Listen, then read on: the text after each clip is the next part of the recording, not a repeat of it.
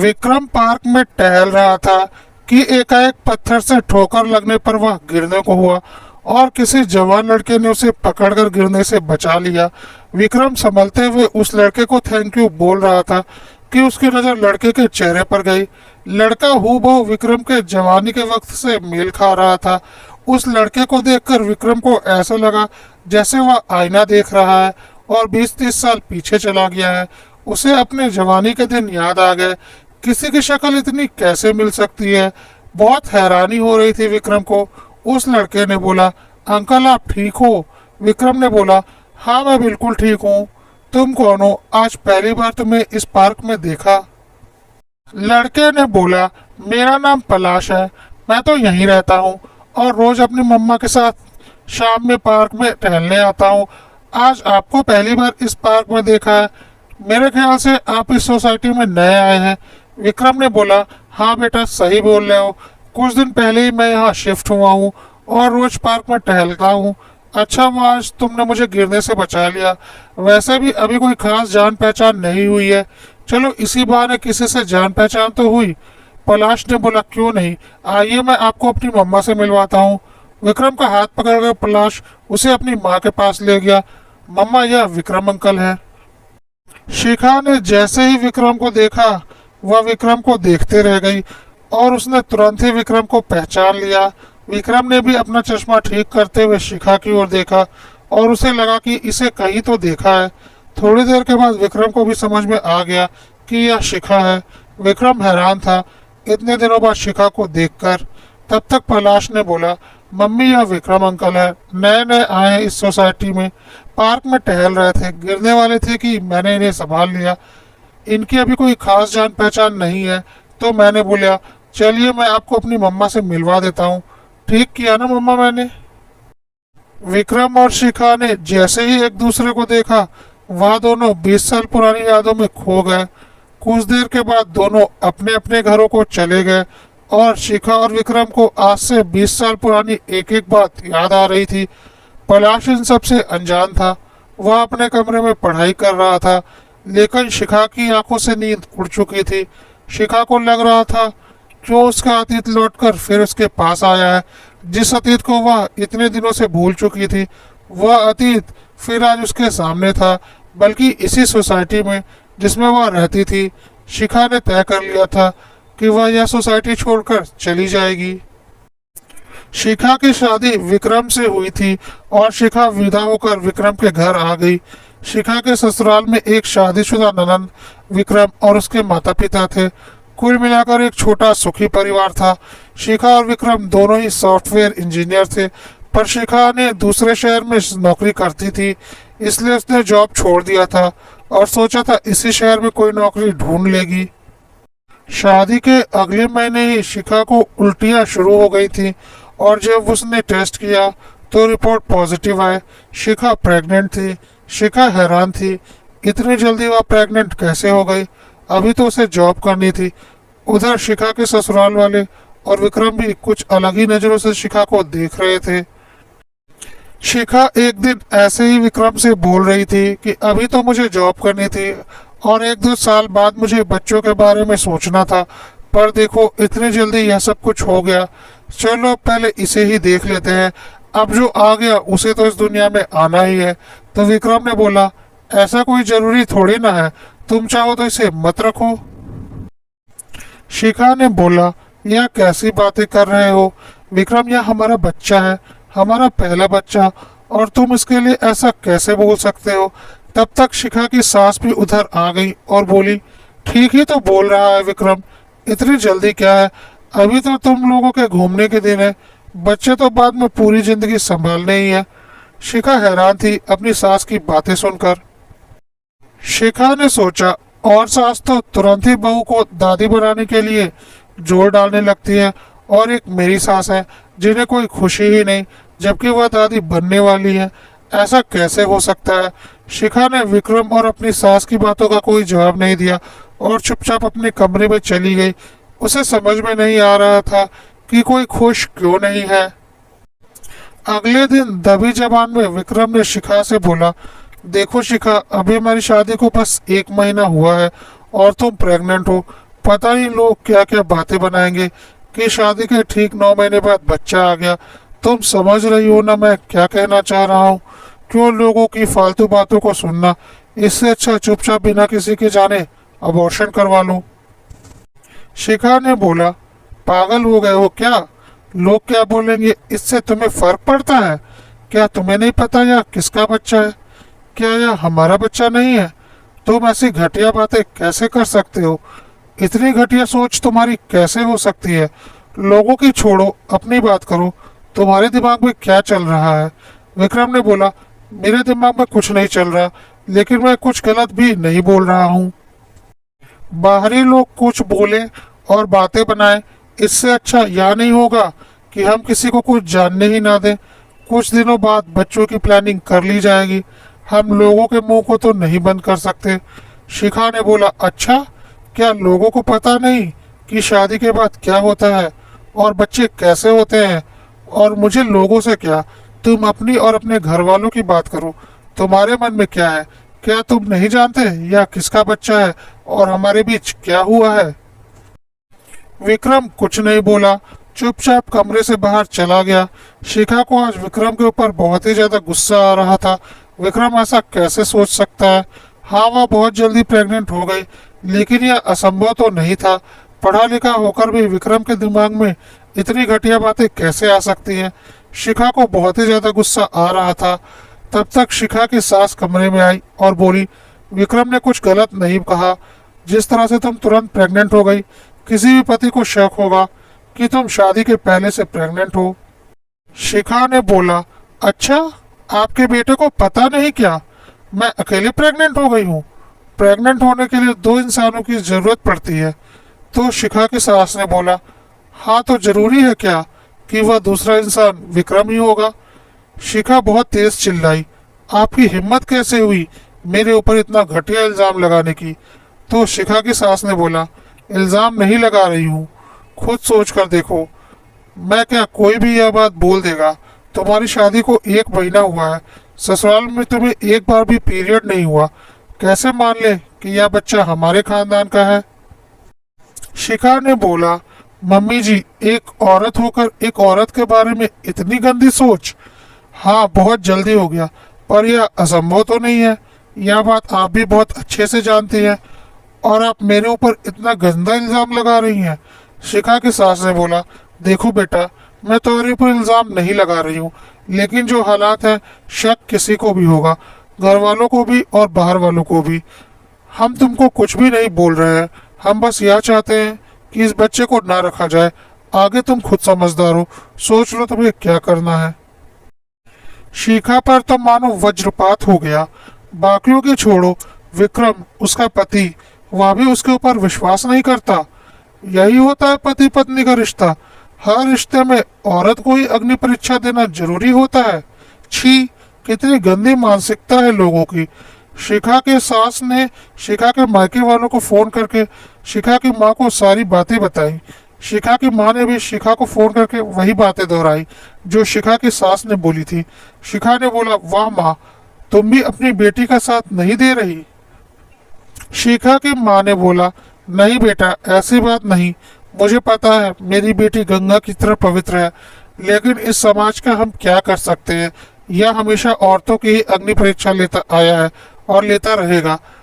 तेरा घर टूट जाए, इससे तो अच्छा यही होगा ना कि इस बच्चे को ना रखा जाए। बच्चे तो फिर और हो ही जाएंगे, पर जिसकी वजह से रिश्ता ही टूटने के कगार पे आ जाए, उस काम को करना ही क्यों? वह तो तेरे ससुराल वाले बहुत समझदार हैं कि तेरे ऊपर कोई इल्जाम नहीं लगा रहे। उनकी बात मान ले बेटा। इल्जाम नहीं लगा रहे? यह कैसी बातें कर रही हो माँ? यह इल्जाम लगाना नहीं तो और क्या है? मेरे चरित्र पर ही सवाल उठा दिया और तुम बोल रही हो इल्जाम नहीं लगा रहे? माँ, तुम यह सब सुन भी कैसे सकती हो? तुम्हें पलटकर मेरी सास को जवाब देना चाहिए था। शिखा की माँ ने बोला, बेटा, इन सब बातों का कोई फायदा नहीं। औरत को बहुत कुछ सहन करना पड़ता है, और तू भी एक औरत है। अपना घर तोड़ने से अच्छा है चुपचाप अपने ससुराल वालों की बात मान ले, इसी में तेरी भलाई है, कहकर शिखा की माँ ने फोन रख दिया। शिखा को समझ में नहीं आ रहा था कि उसने ऐसा कौन सा पाप कर दिया कि उसके ऊपर इतनी उंगलियां उठ रही हैं। यदि वह प्रेग्नेंट है तो क्या यह कोई पाप हो गया? क्या वह अकेले प्रेग्नेंट हो गई? इसमें विक्रम शामिल नहीं है? तो विक्रम के ऊपर कोई सवाल क्यों नहीं उठा रहा? क्या विक्रम की पवित्रता का कोई सबूत दे सकता है? तो फिर मेरी पवित्रता का सबूत क्यों मांगा जा रहा है? शिखा को बहुत ज्यादा गुस्सा आ रहा था। शिखा ने सोच लिया था कि चाहे कुछ भी हो, इस बच्चे को तो वह रखेगी और इन लोगों को उनकी बातों का जवाब तो देना ही है। अगले दिन शिखा की ननंद का फोन आया। उसकी ननंद ने भी वही सारी बातें दोहराई जो शिखा के ससुराल वाले और शिखा की माँ ने कही थी। शिखा को समझ में आ चुका था उसका कोई भी साथ देने वाला नहीं। वह सीधा विक्रम के पास गई और बोली, कान खोल कर सुन लो, मैं यह बच्चा रखूंगी चाहे कुछ भी हो जाए। तुम भी बहुत अच्छे से जानते हो यह तुम्हारा बच्चा है। पढ़े लिखा होकर भी तुम इतनी घटिया सोच रखते हो। सोच लो क्या करना है। मैं तो इस बच्चे का अबॉर्शन नहीं कराने वाली, जाकर अपने घर वालों को बता दूं। विक्रम ने बोला, देखो शिखा, कितना भी पढ़ा लिखा इंसान हो, पर कहीं ना कहीं मैं भी इसी समाज से ताल्लुक रखता हूँ, और जो हालात है मेरा शक करना भी जायज़ है। एक काम करो, तुम यदि अबॉर्शन नहीं कराना चाहती तो डीएनए टेस्ट करवा लो, सारी टेंशन ही खत्म हो जाएगी। शिखा ने बोला, अच्छा, मतलब समाज की बातें करके खुद के मन के शक को दूर करना चाहते हो? मैं डीएनए टेस्ट करवाऊं, अपनी पवित्रता का सबूत दूं, जबकि मुझे पता है मैं पवित्र हूँ? बिल्कुल नहीं। तुम होते कौन हो मुझसे मेरी पवित्रता का सबूत मांगने वाले? क्या तुम मुझे अपनी पवित्रता का सबूत दे सकते हो? क्या तुम साबित कर सकते हो कि मुझसे पहले तुम्हारे किसी और औरत के साथ कोई शारीरिक संबंध नहीं थे? नहीं ना? क्योंकि तुम एक मर्द हो। ना तुम साबित कर सकते हो, ना ही तुमसे कोई सबूत मांगा जाएगा, क्योंकि सारी अग्नि परीक्षाएं तो औरतों के लिए ही बनाई गई हैं, और इसमें औरत भी भरपूर सहयोग करती है, जैसे कि तुम्हारी माँ, बहन और यहाँ तक कि मेरी माँ भी। तो मैं दूसरों को क्या बोलूँ? लेकिन कान खोलकर सुन लो, मैं मेरी पवित्रता के लिए कोई अग्नि परीक्षा देने वाली नहीं। यह कहकर शिखा अपने कमरे में चली गई। शिखा को समझ में आ चुका था कि अब उसकी जिंदगी नरक से भी ज्यादा बदतर होने वाली है, लेकिन डीएनए टेस्ट करवाना या अबॉर्शन करवाना अपने चरित्र पर उंगली उठाने वालों का साथ देना होता, और शिखा यह बिल्कुल करने को तैयार नहीं थी, चाहे कुछ भी हो जाए। शिखा को बहुत अच्छे से पता था कि उसके मायके वाले भी उसका साथ नहीं देंगे। उसे अपनी लड़ाई खुद लड़नी थी। शिखा ने online work from home job search करनी शुरू की, क्योंकि वह एक सॉफ्टवेयर इंजीनियर थी। जल्दी शिखा को वर्क फ्रॉम होम की एक अच्छी जॉब भी मिल गई। कुछ दिनों के बाद विक्रम ने शिखा से बोला, शिखा, हमने तुम्हें बहुत मनाने की कोशिश की, पर तुम मानने को तैयार नहीं। अब अगर तुम अबॉर्शन या डीएनए टेस्ट नहीं करवाना चाहती तो यह रिश्ता नहीं चलने वाला। मुझे मजबूरन तुमसे तलाक लेना पड़ेगा।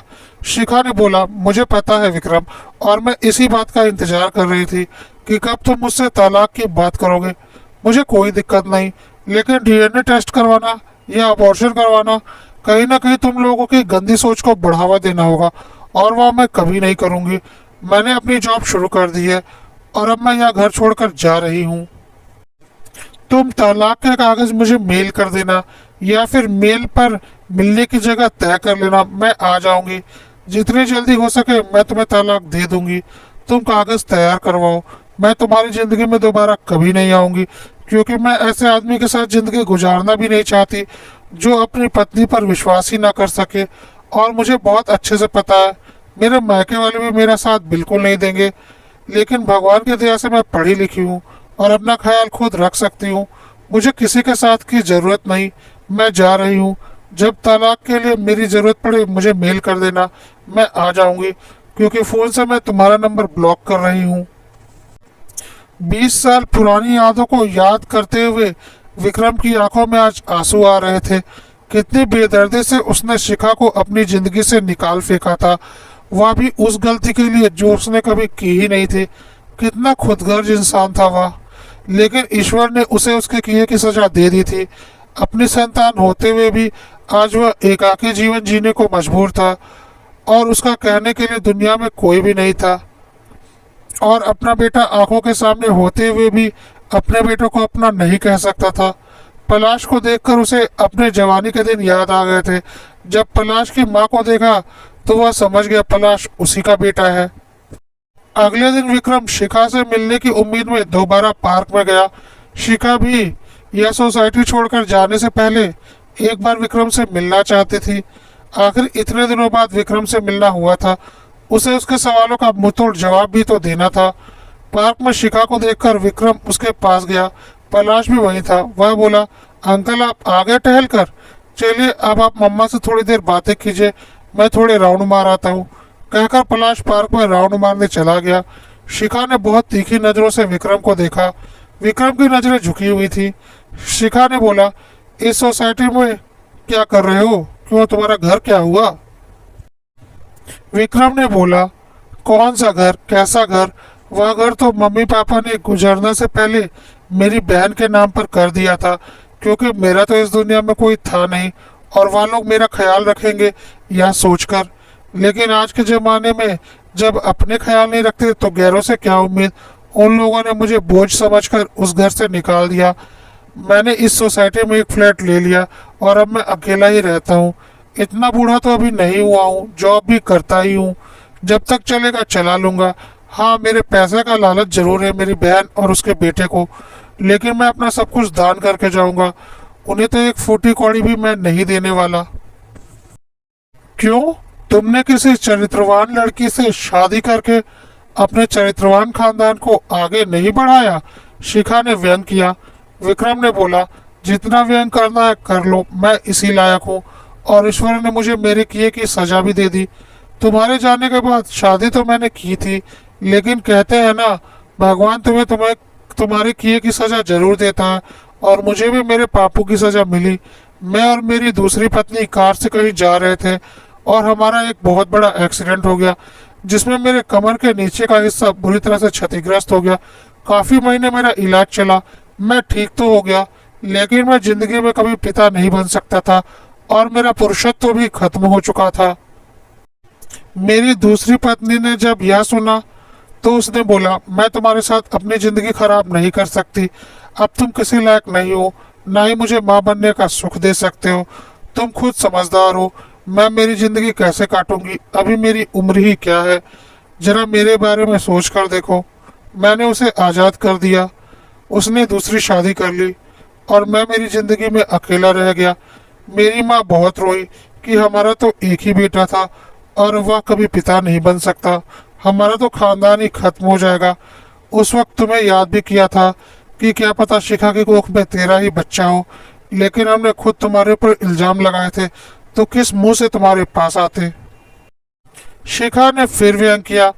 अब पलाश को देखकर समझ में आ ही गया होगा कि पलाश किसकी औलाद है, या फिर अभी भी किसी डीएनए की जरूरत है। विक्रम ने बोला, जितने ताने मारने हैं मार लो, मैं इसी लायक हूँ, मेरे कर्म ही ऐसे हैं। हाँ, लेकिन पलाश को देखकर दिल में एक अजीब सी खुशी हो रही है कि मेरी भी कोई संतान है, मैं भी पिता हूँ। शिखा ने बहुत तीखी नजरों से विक्रम की ओर देखा और बोला, खबरदार जो खुद को पलाश का पिता बोला, तुम यह हक बहुत पहले खो चुके हो। पलाश सिर्फ और सिर्फ मेरी औलाद है और उस पर सिर्फ और सिर्फ मेरा हक है, समझे? भूलना मत। विक्रम ने बोला, गुस्सा मत करो, मैं तो यूं ही भावनाओं में बहकर बोल दिया था। पलाश सिर्फ और सिर्फ तुम्हारा है, सिर्फ तुम्हारा। और बताओ, तुमने दूसरी शादी नहीं की? शिखा ने बोला, नहीं, एक पुरुष से जीवन में इतनी सीख मिल गई कि दोबारा कभी शादी करने की हिम्मत ही नहीं पड़ी। पुरुष समाज से मेरा विश्वास ही उठ गया था, लेकिन मैंने मेरे पलाश को इतने अच्छे संस्कार दिए हैं कि जो भी लड़की पलाश की जिंदगी में आएगी वह हमेशा सुखी रहेगी। इस बात की गारंटी तो मैं लेती हूँ। पलाश को उसके पिता जैसा मैंने बिल्कुल नहीं बनने दिया और औरतों की इज्जत करनी सिखाई है। विक्रम चुपचाप शिखा की ओर देख रहा था। तभी पलाश जॉगिंग करके आ गया और बोला, आप लोगों की बात हो गई? शिखा ने बोला, हाँ बेटा, हमारी बात हो गई और अब चल, हमें सामान पैक करना है। विक्रम अंकल को गुड बाय कह दे, क्योंकि हम यह सोसाइटी छोड़कर जा रहे हैं। पलाश ने बोला, अचानक यह सोसाइटी छोड़कर जा रहे हैं? हम तो कितने सालों से यहाँ रह रहे हैं। शिखा ने बोला, हाँ बेटा, पर मैंने बहुत दिन पहले एक दूसरी सोसाइटी में फ्लैट बुक करवाया था जो अब फाइनल हो गया है। वह सोसाइटी इस सोसाइटी से बहुत ज़्यादा अच्छी है और वहाँ आसपास के एरिया में जॉब अपॉर्चुनिटी भी बहुत अच्छी है, तो हम वहाँ कल ही शिफ्ट हो रहे हैं। तो जल्दी चल, बहुत काम है। पलाश ने बोला, ओके विक्रम अंकल, मैं चलता हूँ। बहुत अच्छा लगा आपसे मिलकर, लेकिन आप इस सोसाइटी में आए तो हमारा जाना हो गया। विक्रम ने बोला, हाँ पलाश बेटा, शायद हमारा इतना ही मिलना लिखा था, इसीलिए तो मैं इस सोसाइटी में आया और तुम लोग यह सोसाइटी छोड़कर जा रहे हो। चलो कोई बात नहीं, तुम लोगों से मिलकर बहुत अच्छा लगा। तभी पलाश का कोई फोन आ गया और वह फोन पर बातें करने लगा। और विक्रम ने शिखा से बोला, वैसे तो मुझे कोई हक नहीं, फिर भी यह मेरा कार्ड है जिसमें मेरा फ़ोन नंबर लिखा हुआ है। विक्रम से बोलना बीच बीच में मुझसे बातें कर लिया करे, क्योंकि मैं चाहता हूँ मेरी चिता को वही अग्नि दे, यदि तुम चाहो तो। मेरा तो कोई हक नहीं बनता, फिर भी एक बार सोच लेना, यदि तुम्हें सही लगे तो, कहकर विक्रम वहां से चला गया।